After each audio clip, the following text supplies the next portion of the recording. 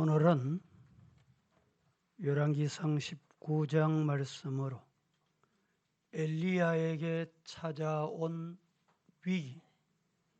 위기와 관련된 말씀을 드리도록 하겠습니다.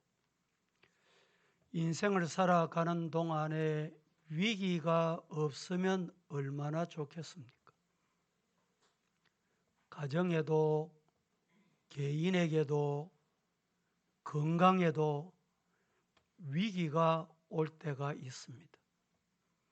이럴 때에 이 위기를 잘 극복하시고 믿음의 승리자, 건강과 가정과 삶의 승리자가 되시기를 예수님 이름으로 축복합니다. 평소 건강하시던 분이 몸이 조금 소화가 잘 안 되고 하루 이틀 지나고 괜찮겠거니 소화제 먹고 이렇게 지났는데 병원에 가보니까 큰 병원으로 가세요. 큰 병원에 가니까 종합진단을 해보세요. 종합진단 해보니까 위암입니다. 폐암입니다. 이런 위기를 만날 때 세상이 무너지는 듯한 느낌을 받습니다. 여러분들 이런 경험해 보신 분도 이 자리에 계실 텐데 이런 위기, 건강의 위기, 또 재물에도 마찬가지. 뜻하지 않게 사고가 나거나 교통사고가 일어나거나 요사이 운전을 해보면 내가 운전 잘한다고 되는 게 아니더라고요. 방송 뉴스를 보면 잘 가던 사람이 상대방에서 음주운전으로 역주행해 오다가 자기 차하고 충돌하니까 피해보는 사람은 다른 사람이에요. 그 사람 한 사람 피해보면 그 가정이 어떻게 됩니까? 그 가족의 삶이 어떻게 돼요? 이런 위기가 우리는 올 때가 있다. 오늘 본문을 통해서 함께 엘리야에게 찾아온 위기의 메시지를 드리도록 하겠습니다.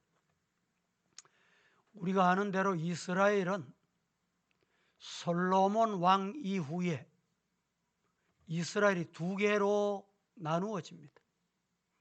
쉽게 보면 남유다, 이스라엘은 남왕국 유다와 북왕국 이스라엘 이렇게 둘로 나누어져요. 그런데 엘리야 선지자가 활동할 때는 북이스라엘, 북왕국 이스라엘의 왕들이 다스리는 자그마치 몇 명이 지나갔느냐? 19명의 왕이 다스렸습니다. 19명의 왕이 다스리는 동안에 성경에 보면 북왕국 이스라엘은 어쩌면 왕들이 하나같이 하나님 보시기에 악을 행하고, 성경 보세요. 보면 북왕국 이스라엘은 모두가 다 하나님 보시기에 악을 행하는 왕이에요. 그래서 하나님께서 가만두면 안 되겠다. 누구를 보냈느냐? 하나님이 엘리야 선지자를 그 시대에 보냈어요. 엘리야가 그 시대에 부름받아 갈 때 왕이 누구냐? 아합 왕이에요. 아합 왕의 부인은 누구냐? 이세벨입니다. 이세벨은 우상 숭배의 최고의 고수. 결혼을 하면서 자기 나라에 있는 우상들은 다 가져옵니다. 우상의 선지자, 바알 선지자, 아세라 선지자를 왕궁에 데려와서 정책을 하게 하고 돈을 주고 월급을 주고 나라가 온통 이제 우상의 나라로 만들었습니다. 그때 엘리야 선지자가 이 아세라 선지자, 바알 선지자 850명과 엘리야 선지자가 대결을 합니다. 네 하나님이 진짜인지 내가 믿는 하나님이 진짜인지. 드디어 엘리야가 승리합니다. 이깁니다. 850명을 모두 다 숙청해, 다 죽여.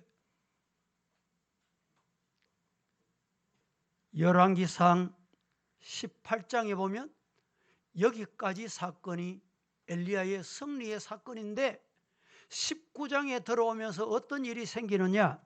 1절 말씀을 같이 한번 보겠습니다. 시작.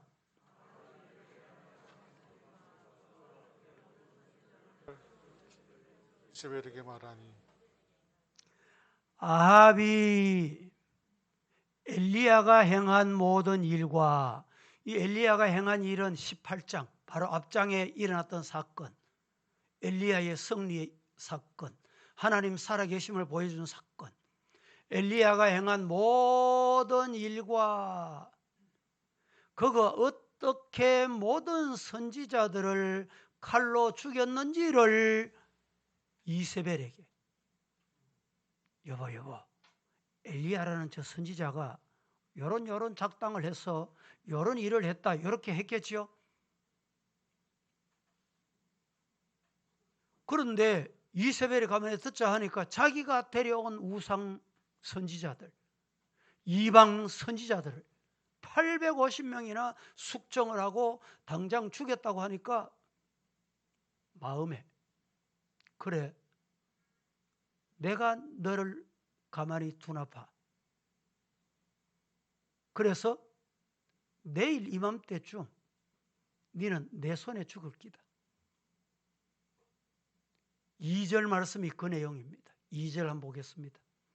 다 같이 시작.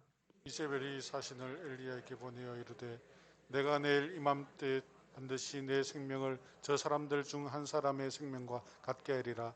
그렇게 하지 아니하면 신들이 내게 벌 위에 벌을 내림이 마땅하니라 한지라. 이세벨이 아합에게 엘리야가 어떤 선지자인지를 듣고 이세벨이 자기의 사신을 엘리야에게 보내어 말합니다. 내가 내일 이때쯤 이맘때 반드시 네 생명을 저 사람들 중 한 사람 생명같이 처단하겠다. 죽이겠다.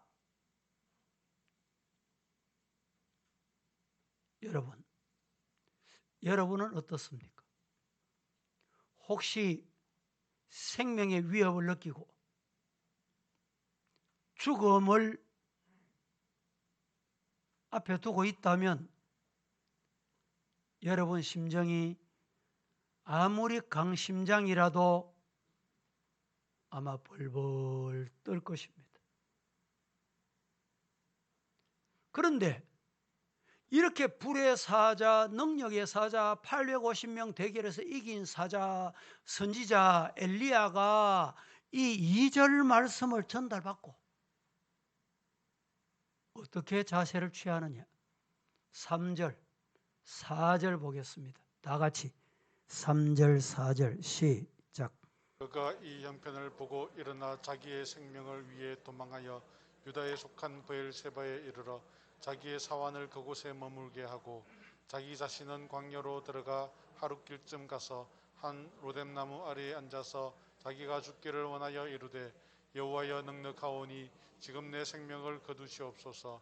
나는 내 조상들보다 낫지 못하니이다 하고 이세벨의 위협을 받은 내일 이맘때 내가 죽겠구나 전달받은 이 엘리야가 3절, 4절에서 세 가지 현상이 나타납니다. 그게 뭐였습니까? 여러분 읽으셨는데 세 가지 자세가 나타나요. 하나는 엘리야는 그 생명을 위해서 도망합니다. 아이고 내가 여기 있다가 죽겠구나. 그래서 도망을 가요. 또 하나 엘리야는 광야에 들어가 숨습니다. 내가 어디로 갔는지, 내가 어디에 있는지 아무도 모르도록 숨어 들어갑니다. 또 하나는 로뎀 나무 아래서 아이고 이럴 바에 내가 차라리 하나님 죽여주시옵소서 인생을 포기합니다. 이 자세가 하나님의 선지자의 자세냐, 하나님 살아계심을 믿는 사람의 태도냐, 할 짓이냐, 요 말씀이 대단히 중요합니다. 성도 여러분, 우리는 여기서 중대한 인생의 문제를 대하게 됩니다. 불의 사자 엘리야 선지자가 죽기를 구하고 있다. 얼마나 슬픈 일이.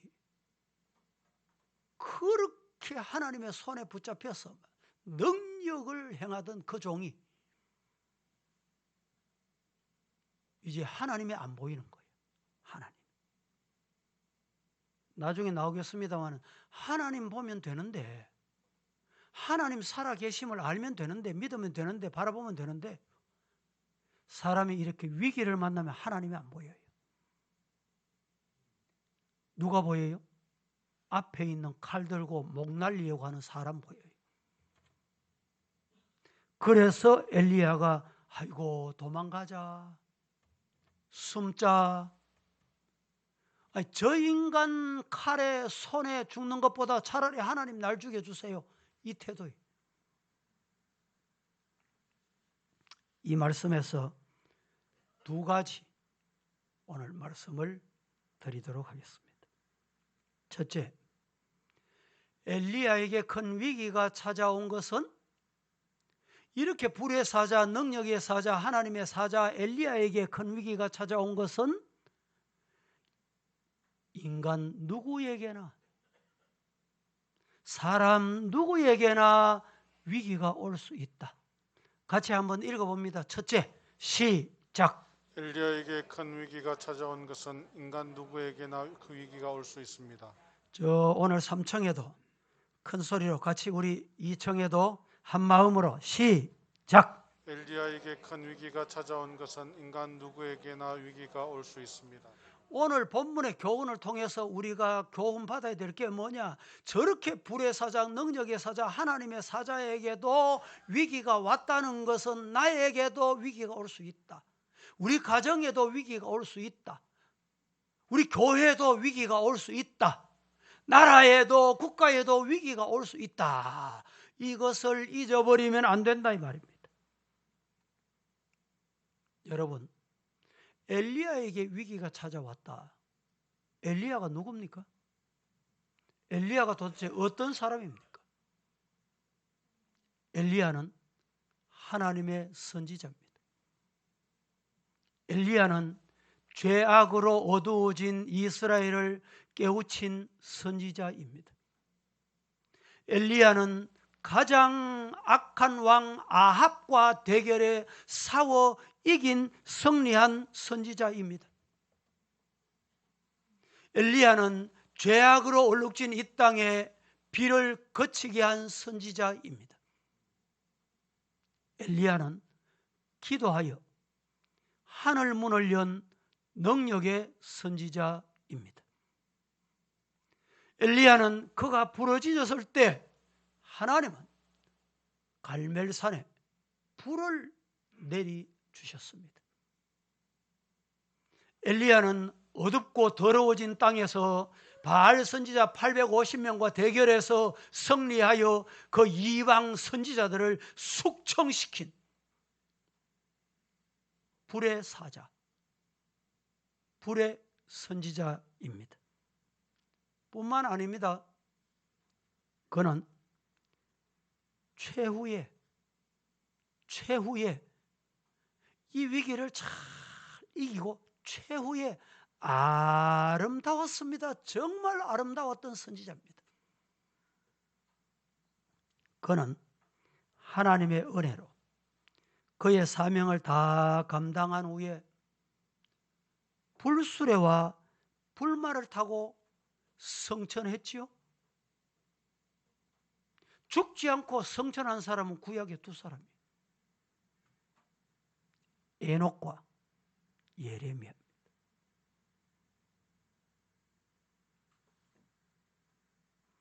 유사 이래로 산채로 성천한 사람은 이 두 사람뿐입니다.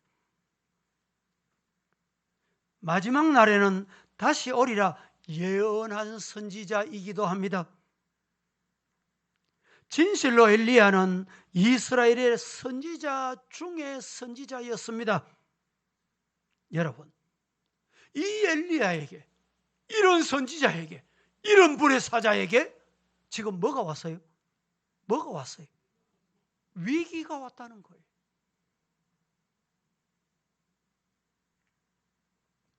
여러분, 위기는 가난한 사람에게 오는 게 아닙니다. 못 배운 사람에게만 오는 게 아닙니다. 위기는 사업하는 사람에게만 오는 게 아닙니다. 시험은 성도들에게도 오는데 초신자에게만 오는 게 아닙니다. 처음 믿는 사람에게만 오는 게 아니에요. 위기는 모든 사람에게 찾아온다. 시작. 사람에게 찾아와. 그래서 바울 사도가 우리에게 좋은 교훈을 주고 있어요. 바울 사도가 고린도전서 10장 12절에 뭐라고 말합니까? 그런즉 선줄로 생각하는 자는 넘어질까 조심해래. 누가? 바울 사도가. 교만하면 안 된다. 하나님은 교만한 자를 싫어하시고 미워하시고 겸손한 자에게 은혜를 주시느니라 말씀을 했습니다. 여러분, 우리는 여기에서 눈여겨보아야 할 중요한 교훈이 있습니다. 그것은 그가 언제 이런 위기를 맞았느냐 라는 것입니다. 사업에 실패한 뒤에 인생을 포기하는 사람들이 혹 있습니다. 대학 시험에 불합격한 뒤에 풍덩대학 뛰어드는 사람이 있습니다.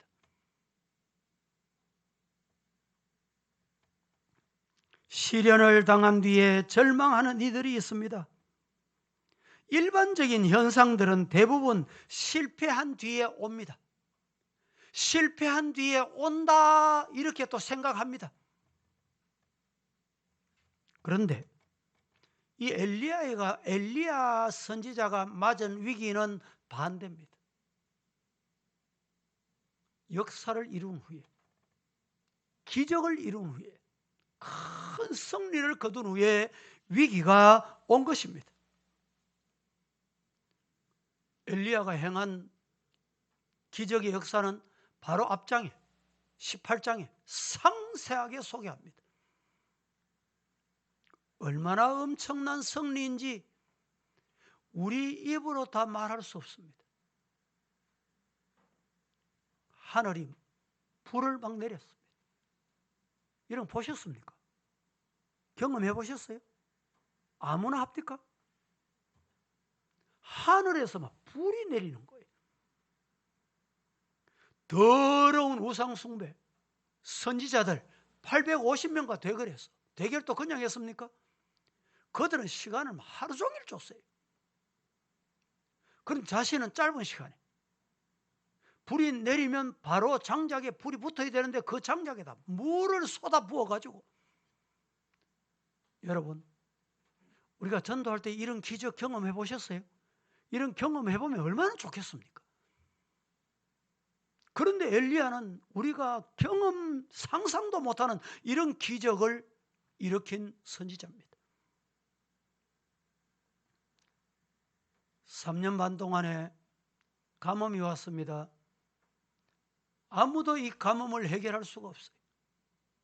엘리야는 우리와 성정이 같은 사람이에요. 우리하고 똑같은 사람이에요.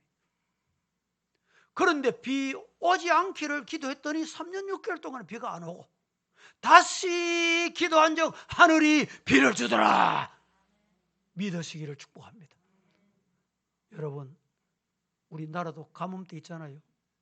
또 홍수가 범람할 때 있잖아요. 하나님 비 좀 그쳐주세요. 이러니까 비가 그칩니까? 가물어 땅이 갈라지고 목말라 할 때 하나님 내가 기도합니다. 내 기도 들으셔서 하늘이 비를 좀 주세요. 비 경험해 보신 분 있습니까? 모두가 다 능력의 사자 엘리야 선지자의 행한 발걸음입니다. 그런데 4절 말씀에 이런 불의 사자 엘리야가 뭐라고 말합니까? 4절 중반에 여호와여 넉넉하오니 지금 내일까지 기다리지 말고 내일 되면 내가 저 손에 죽을지 모르니까 지금 내 생명을 거두어 가시옵소서. 누구 기도입니까? 누구 소리입니까? 방금 대승리를 거두었다고 하는 엘리야의 외침입니다. 성도 여러분, 인생의 위기는 배 고플 때가 아니라 배 부를 때도 위기는 온다. 그래서 모세가 우리에게 들려준 중요한 교훈이 있습니다. 한번 보실까요? 신명기 8장 12절에 14절 뭐라고 말하는지 시작. 내가 먹어서 배부르고 아름다운 집을 짓고 거주하게 되며 또 내 소와 양이 번성하며 내 은검이 정식되며 내 소유가 다 풍부하게 될 때에 내 마음이 교만하여 내 하나님 여호와를 잊어버릴까 염려하노라. 여호와는 너를 애굽 땅 종되었던 집에서 이끌어내시고 네 마음이 교만하여 내 하나님 여호와를 잊어버릴까 염려한다. 배불러 가지고 하나님 없다. 창고가 가득해서 하나님 없어도 되네. 내가 하면 돼. 이렇게 하면 안 된다. 이런 말입니다. 그 대표적인 예가 예수님의 제자 중에 베드로가 그런 경우가 있었습니다. 예수님께서 어느 날 많은 사람들이 선지자 엘리야 이렇게 부르짖을 때 제자들에게 너희들은 나를 누구로 아느냐? 예수님은 그리스도시요 살아계신 하나님의 아들이십니다. 이 고백을 들으시고 예수님이 너무너무 기쁘셨어요. 얼마나 좋으셨던지 예수님이 뭐라고 말씀하신지 아세요? 성경 보겠습니다. 함께 마태복음 16장 18절 시작. 또 내가 내게 이르노니 너는 베드로라. 내가 이 반석 위에 내 교회를 세우리니 엄부의 권세가 이기지 못하리라. 예수님께서 베드로에게 이러시는데 베드로라 네게 이르노니 너는 베드로라. 내가 이 반석이라 하면 주는 그리스도시 살아계신 하나님의 아들 고백, 신앙 고백. 그래서 우리는 신앙 고백이 중요해요. 반석 위에 교회를 세우겠는데 엄부의 권세가 공중의 권세자면 악의 권세가 교회를 삼키지 못한다. 예수님께 베드로가 이런 칭찬을 받았어요. 이렇게 칭찬받았던 베드로가 그 다음에 예수님께 아이고 예수님 십자가 지시면 안 됩니다. 절대 안 됩니다. 그렇게 말하는 베드로를 향해서 그 다음 절 보십시다. 마태복음 6장 23절에 뭐라고 말합니까? 시작. 돌이키시며 베드로에게 이르시되 사탄아 내 뒤로 물러가라. 너는 나를 넘기게 하는 자로다. 내가 하나님의 일을 생각하지 아니하고 도리어 사람의 일을 생각하는도다 하시고. 바로 이렇게 칭찬받은 베드로에게 예수님께서 돌이키시며 베드로에게 말씀하시기를 베드로야 사탄아 내 뒤로 물러가라. 너는 나를 넘어지게 하는 자로다. 여러분 예수님이 그 다음 말씀이 중요해요. 베드로 네가 하나님의 일을 생각하지 아니하고 사람의 일을 생각하는구나.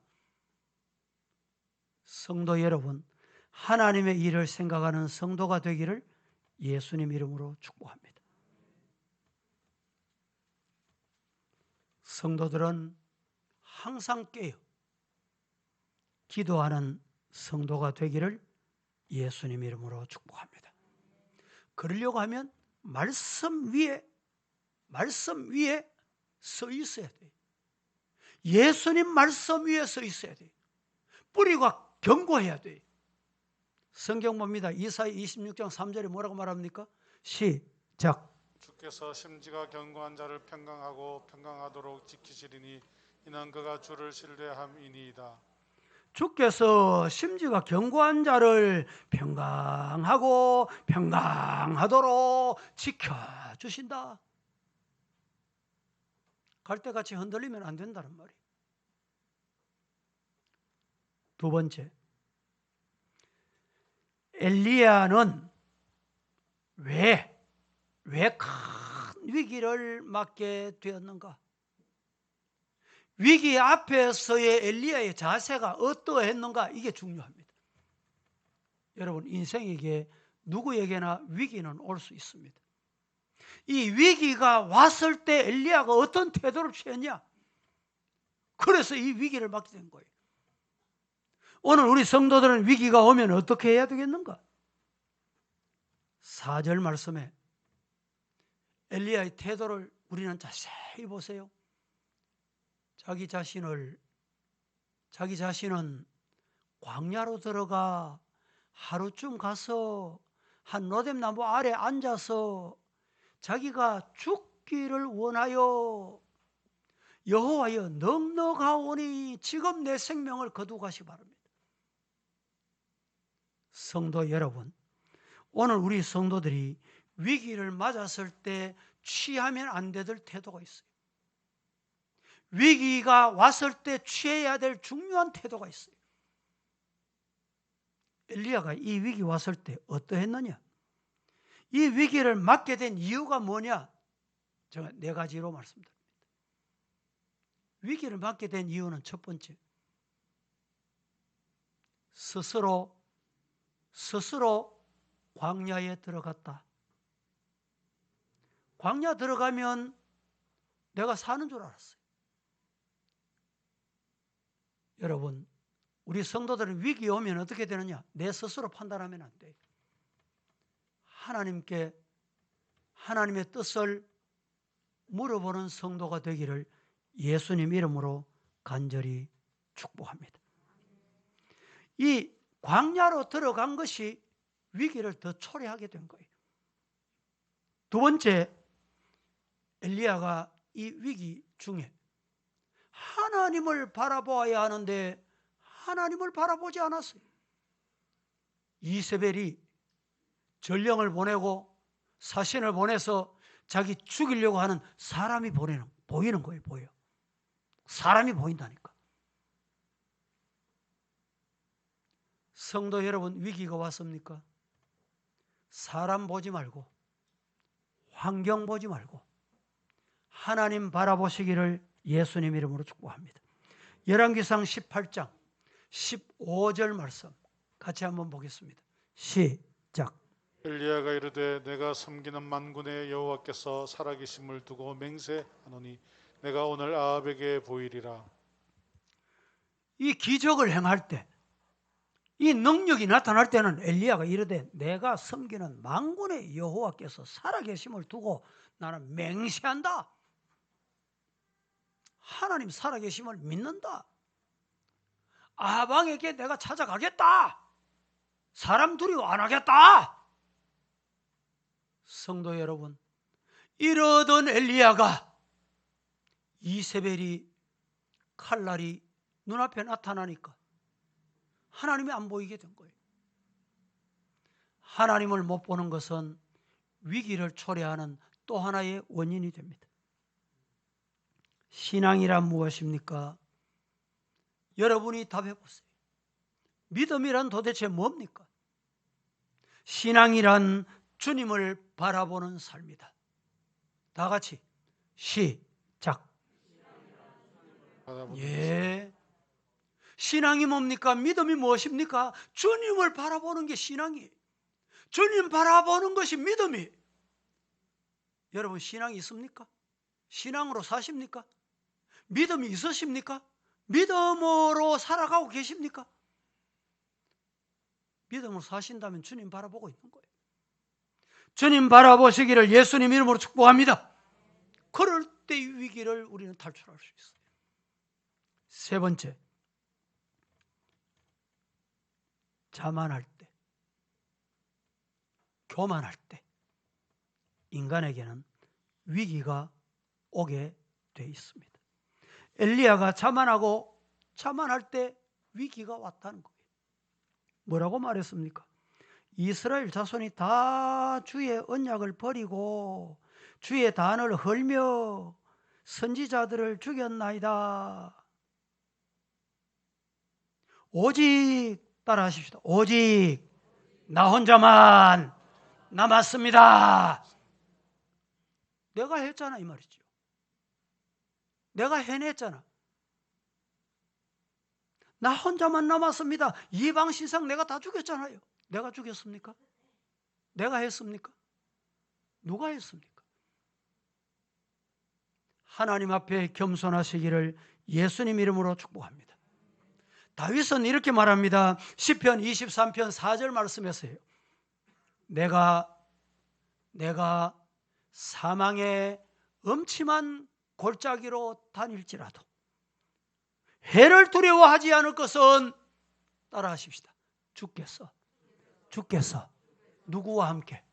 나와 함께. 이것이 신앙이에요. 이것이 믿음입니다. 사망의 음침한 골짜기로 행할지라도 해를 두려워하지 않는 신앙. 이것이 다윗의 신앙입니다. 엘리야는 지금 자만하기 짝이 없습니다. 나 혼자 남았잖아. 내가 했잖아. 하나님은 교만한 자를 두시지 않습니다. 네 번째, 엘리야가 위기 왔을 때 어떤 태도를 취했느냐? 위기가 오면 우리 성도들은 기도해야 마땅한데 기도하지 않을 때 위기를 여러분 만나게 됩니다. 기도하지 않을 때 위기가 옵니다. 믿습니까? 우리가 아는 대로 엘리야는 기도의 사자, 기도의 선지자, 기도해서 승리한 사람 아닙니까? 이렇게 여러분이 반문하시겠죠. 그는 기도해서 비를 그치게도 했고 기도해서 비를 내리게도 했습니다. 그런데 기도의 사람 엘리야가 기도하지 않고 지금 낙심했다는 말입니다.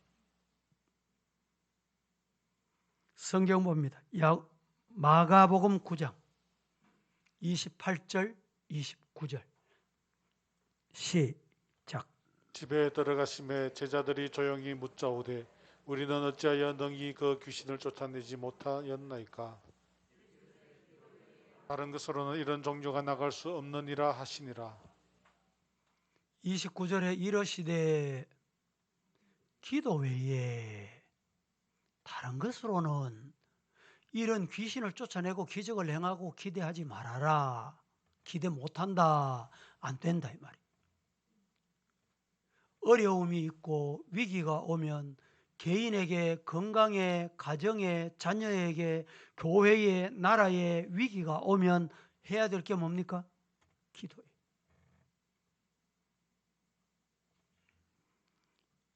기원전 720년경에 유다왕 히스기야는 아수르 대군의 침략을 받게 됩니다. 히스기야는 사람의 힘으로 불가능함을 깨닫고 성전에 들어가 살아계신 전능하신 하나님께 기도했습니다. 이때 하나님께서 내가 따라합니다. 내가 네 기도를 들었다. 하나님은 기도를 들으셔요. 우리가 기도를 올려드릴 때 하나님은 기도를 들으신다니까. 이런 기도자가 되기를 예수님 이름으로 축복합니다. 첩수화 안수해라는 말이 있습니다. 첩수와 안수해. 나비는 꽃을 따라가고 갈매기는 바다를 따라간다. 성도는 주바라기가 되기를 예수님 이름으로 축복합니다. 주님 바라보면 돼요. 기도하겠습니다. 거룩하신 하나님, 오늘도 저희들 사랑하셔서 약속하신 축복의 날, 이 주일에 주님 앞에 부름받아 경배하게 하시니 감사합니다. 우리 예배 경배를 하나님 받으신 줄로 믿습니다. 엘리야에게 찾아온 위기, 우리들에게도 찾아올 수 있음을 깨닫고 위기 앞에 기도하는 저희들 되게 하옵소서. 예수님의 이름으로 기도하옵나이다. 아멘.